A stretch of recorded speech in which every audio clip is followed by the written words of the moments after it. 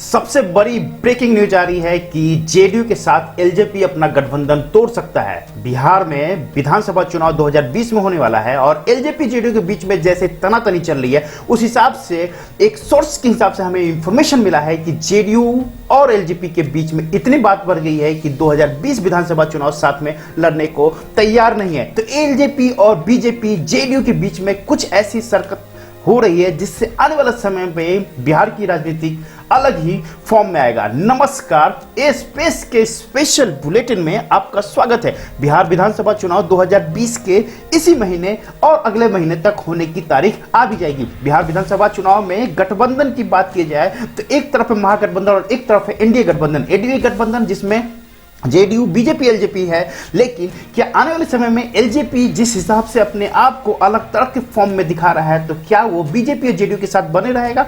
वैसे बता दें कि बिहार विधानसभा में सिर्फ 2 सीट है एलजेपी की और उस हिसाब से ना वो मंत्री पद है बिहार पद में और ना ही वो सेंटर की तरफ से जेडीयू का कोई मंत्री पद है सेंटर में। तो दोनों ही पार्टी इस वक्त अपने आप को एक अलग फॉर्म दिखा रही है। तो क्या एलजेपी इस वक्त महागठबंधन का पार्ट बनने जा रही है या फिर बीजेपी में रह के मंत्री पद सेंटर में बना रहेगा, लेकिन हम बिहार में अलग थलग चुनाव लड़ेंगे? इसी मुद्दे पर बात करेंगे। तो चलिए, बिहार विधानसभा चुनाव 2020 में एलजेपी जेडीयू का जो झगड़ा चल रहा है वो कहां तक पहुंचा।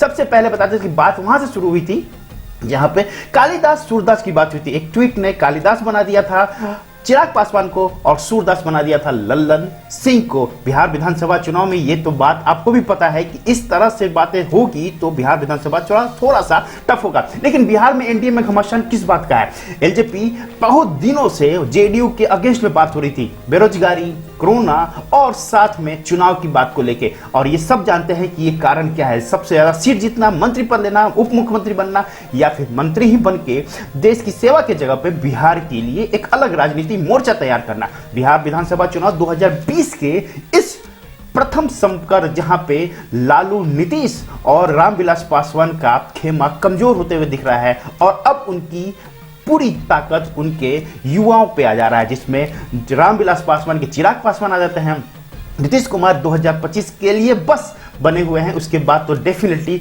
जेडीयू में कुछ नया चेहरा जरूरी है और लालू यादव के किला को बर्दाश्त करते हुए आगे बढ़ते हुए और लालू यादव के लाल तेजस्वी तेज प्रताप बिहार की राजनीति में 2025 की क्षेत्र के लिए चिराग पासवान अपनी पहचान बनाने को तैयारी कर रहे हैं। इसलिए और नीतीश कुमार के खिलाफ मोर्चा हमेशा बना रहेंगे। लेकिन बीजेपी की तरफ से, जिनको पता है आपको कि केंद्र में उनके पिताजी मंत्री हैं, तो बीजेपी के खिलाफ बात नहीं हो रही है, सिर्फ और सिर्फ बिहार के विधानसभा चुनाव और नीतीश कुमार के ही खिलाफ बात कर रहे हैं। इसलिए ये मौसम वैज्ञानिक डेफिनेटली भाप चुके हैं कि 2020 विधानसभा में आपको महागठबंधन की सरकार बनते हुए नजर आ रही है और इसलिए ये दोनों खेमा को खुश कर रहे हैं। लेकिन बीजेपी को हमेशा अपने फेवर में रख रहे हैं। इसके कारण भी है क्योंकि बीजेपी इनको उतनी स्कोप दे रही है। तो बिहार विधानसभा चुनाव में मौसम वैज्ञानिक ने यह साफ साफ कर दिया है कि हम अब जेडीयू के साथ नहीं रहेंगे। हम अपना समर्थन जो जेडीयू को दे रहे थे वापस ले रहे हैं, लेकिन हम बीजेपी के साथ बने रहेंगे केंद्र में।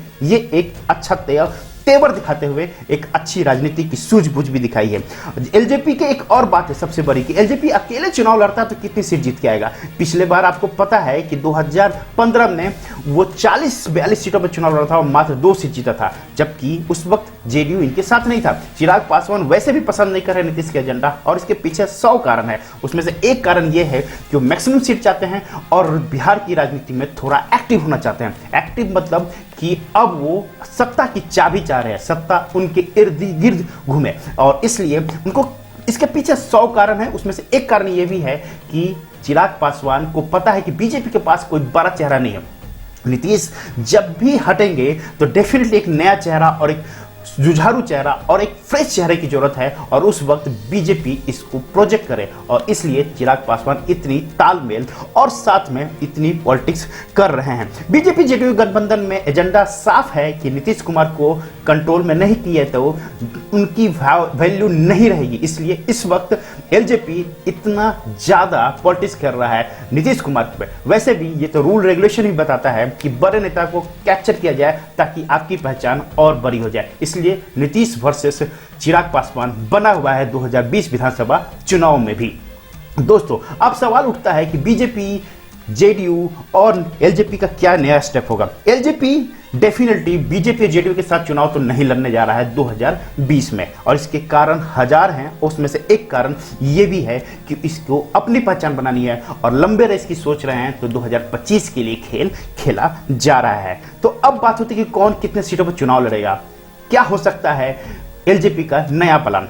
तो प्लान आपको बता देते हैं। एलजेपी 2025 को टारगेट करते हुए मैक्सिमम सीटों पर चुनाव लड़ना चाह रहा है और अपने आप को मंत्री पद के लिए तैयार कर रहा है, और होना भी चाहिए। ये बिहार की पॉलिटिक्स सबसे बड़ा इंपॉर्टेंट है, क्योंकि बिहार की पॉलिटिक्स हमेशा एक परिवर्तन और एक अलग तरह की पहचान बनाते हुए दिखा है। पिछले बात समझने की कोशिश की जाएगी कि बिहार विधानसभा चुनाव 2020 में कौन कितने सीटों पर लड़ेगा। तो ये सवाल वहीं पर आ गया था कि एलजेपी को ज्यादा सीटें नहीं दी जा रही थी। एलजेपी को सिर्फ 26 से 28 सीटों की बात हो रही थी। 116 सीटों पर जेडीयू लड़ना चाह रहा था और बीजेपी बाकी सीटों पर चुनाव लड़ रहा था, और इसी को लेके कुछ ना कुछ तो ऐसा करना था जिसके चलते बिहार विधानसभा चुनाव में कुछ अलग पहचान बने, और एलजेपी इसी बात को लेकर सीरियस हो गया। तो अब एलजेपी का खेमा अब साफ साफ क्लियर हो गया है कि वो चुनाव या तो महागठबंधन के साथ लड़ेगा या तो अकेले लड़ेगा। अब अकेले कितना लड़ सकता है और कितना जीतेगा ये तो समय बताएगा, लेकिन हमें लगता है कि एलजेपी महागठबंधन या फिर एनडीए का पार्ट बने रहेगा तो ज्यादा सीट जीतेगा। अकेले लड़ने पे